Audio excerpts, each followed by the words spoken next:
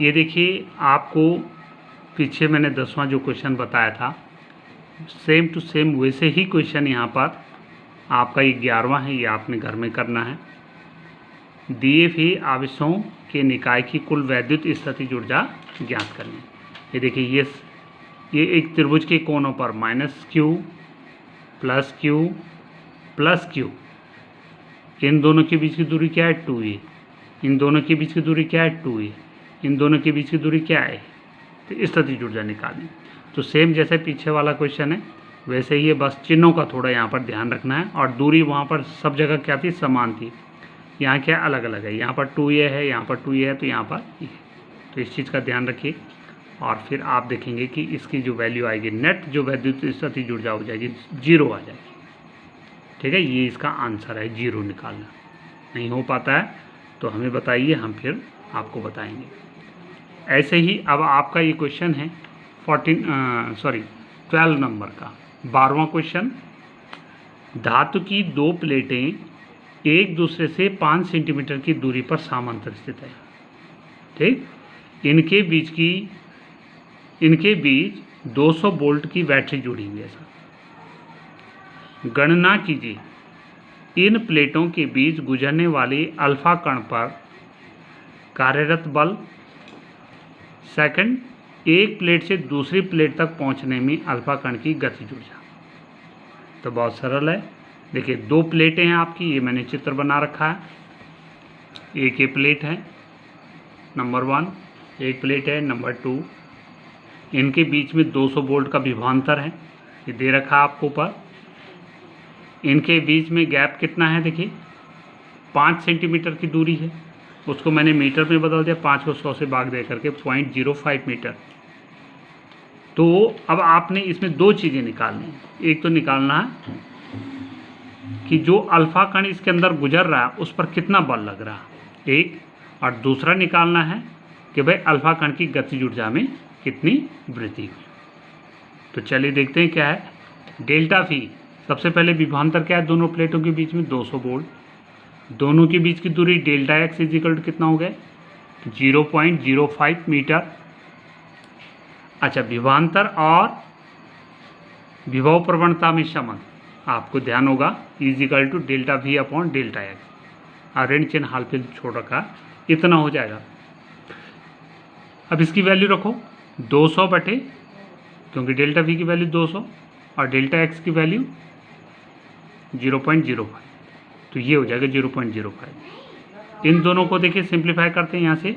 देखिए, दशमलव के बाद 2 अंक है, तो यहाँ से दशमलव हटाएंगे तो 2 जीरो ऊपर चढ़ जाएगी।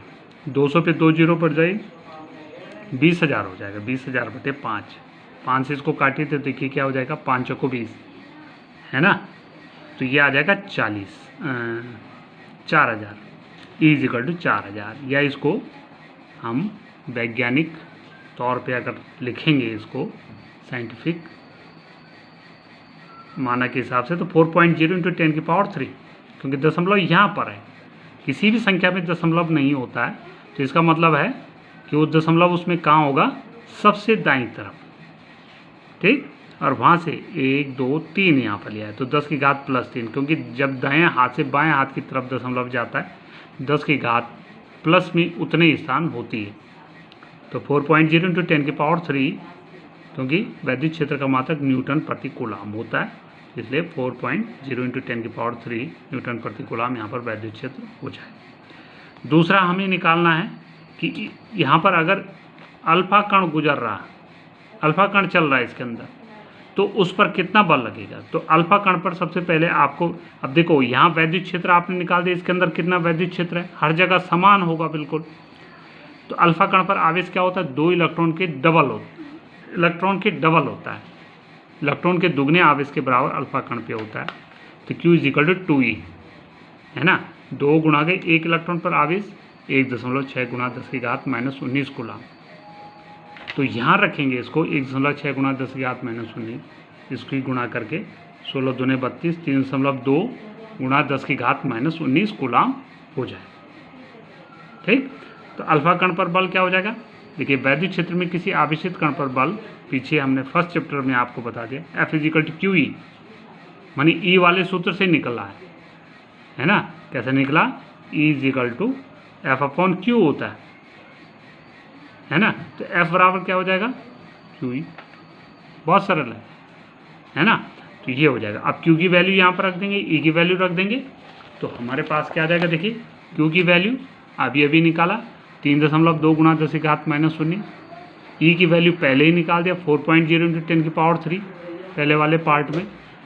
तो इन दोनों को सिंप्लीफाई करेंगे, 4 दूने 8, 4 3 12, 12.8 गुणा 10 की घात -19, 10 की घात +3, 10 की घात -16। ये एफ बराबर इतना आ जाए। तो ये जो है बल का मान आ गया। ठीक है। अब गतिज ऊर्जा में कितनी वृद्धि होगी? ये पहले भी क्वेश्चन में आया कहीं, K is equal to Q dot delta भी हो जाए। विभवांतर आपको पता, आवेश पता है, तो वैल्यू रख दी 3.2 इंटू 10 की पावर -19 इंटू 200। डेल्टा भी दोनों प्लेटों के बीच में विभवांतर है। इनको सॉल्व करो तो ये आ जाएगा आपका 640.0 गुणा 10 की घात -19।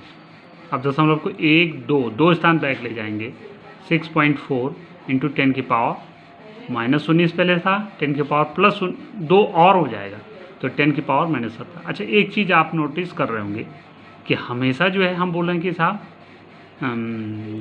दशमलव को इतने स्थान पीछे ले जाओ, इतने स्थान आगे ले जाओ।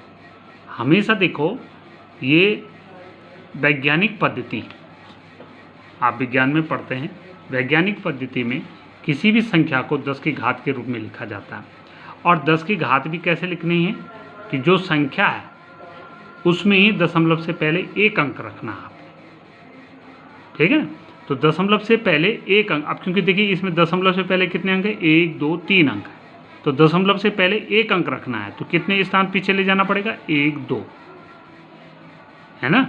तो अब जैसे यहाँ पर था, यहाँ पर देखो स्टैंडर्ड रूप में कैसे लिखेंगे, क्योंकि इसमें दशमलव से पहले 2 अंक है, तो दशमलव से पहले एक अंक रखना है। वैज्ञानिक जो रिप्रेजेंटेशन है, वैज्ञानिक का वैज्ञानिक विधि जिसको कह सकते हैं, ठीक है ना। तो वैज्ञानिक तौर पर इसका प्रदर्शन ऐसे किया जाता है। तो इसलिए हम दशमलव को दाएं या बाएं, तो दाएं से अगर बाएं ले जाते हैं तो उतना दशमलव जितने स्थान आप बाएं ले जाते हैं, दाएं से बाएं ले जाते हैं, तो 10 की पावर उतनी धनात्मक हो जाती है। और लेफ्ट से बाएं से अगर दाएं ले जाते हैं तो उतने ही 10 की पावर ऋणात्मक में बढ़ जाती है। ठीक है। चलिए।